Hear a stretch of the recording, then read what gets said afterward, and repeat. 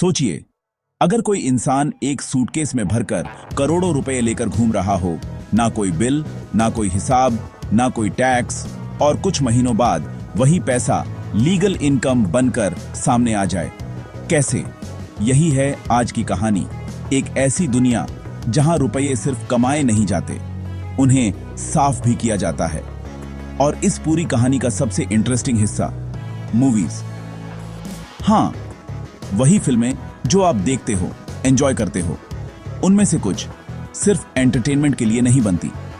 कुछ फिल्में एक मशीन होती है, पैसे को बदलने की मशीन।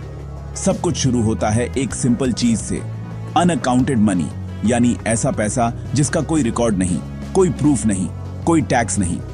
अब प्रॉब्लम यह है कि इस पैसे को सीधे इस्तेमाल नहीं कर सकते, क्योंकि सिस्टम पूछेगा यह पैसा आया कहां से। तो यहीं से शुरू होता है domino effect. Black money, investment, film, revenue. White money एक छोटा स्टेप, और धीरे धीरे पूरा सिस्टम एक्टिवेट हो जाता है। आपने कभी सोचा है कुछ मूवीज फ्लॉप होने के बाद भी प्रॉफिट में कैसे दिखती हैं, या कुछ फिल्म्स जिनका कोई बज़ नहीं फिर भी बनती क्यों हैं? क्या ये सिर्फ क्रिएटिविटी है या कुछ और? पॉइंट 1, ब्लैक मनी होता क्या है? सिंपल लैंग्वेज में समझो। ब्लैक मनी इक्वल टू वो इनकम जो गवर्नमेंट को बताई नहीं गई, जैसे cash deals, illegal business, tax evasion.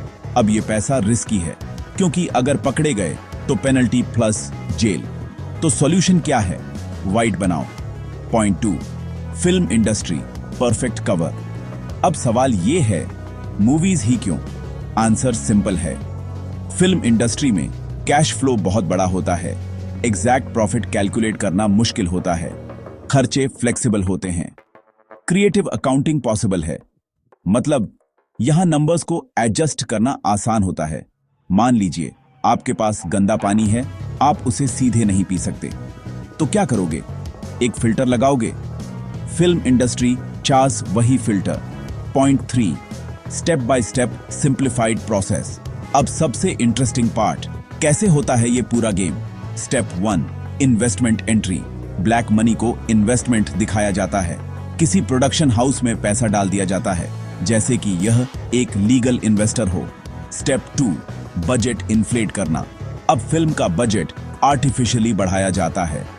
अगर एक्चुअल खर्चा है ₹20 करोड़, तो दिखाया जाएगा ₹50 करोड़, बाकी पैसा एडजस्ट हो जाता है।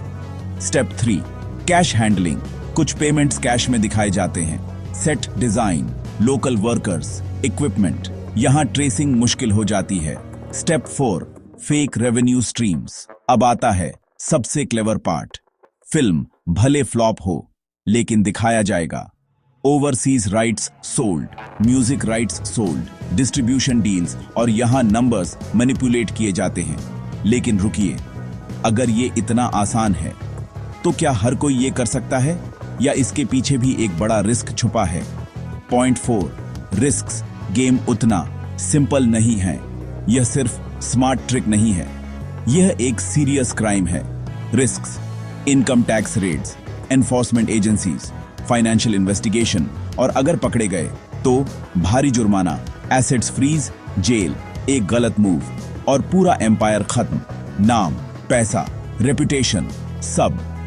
रिलेटेबल क्वेश्चन आप सोच रहे होंगे, अगर इतना रिस्क है तो लोग करते क्यों हैं? क्योंकि जहां बड़े पैसे होते हैं, वहां बड़ा रिस्क लेने वाले लोग भी होते हैं। Point 5, legal versus illegal. हर फिल्म इन्वेस्टमेंट गलत नहीं होता। बहुत सारे प्रोड्यूसर्स बैंक फंडिंग लेते हैं, लीगल इन्वेस्टर्स लाते हैं, प्रॉपर अकाउंटिंग करते हैं, यही सही तरीका है। Point 6, impact on common people. अब सोचिए, इसका असर किस पर पड़ता है? आप पर। Tax loss equal to public development कम, fake profits equal to investors mislead, industry credibility down. अगर सिस्टम एक शरीर है, तो ब्लैक मनी एक इन्फेक्शन है, और अगर इसे कंट्रोल नहीं किया गया तो पूरा सिस्टम बीमार हो सकता है। एक लाइन में समझो, ब्लैक मनी को मूवीज के जरिए व्हाइट बनाना एक स्मार्ट हैक नहीं, एक इलीगल ट्रैप है।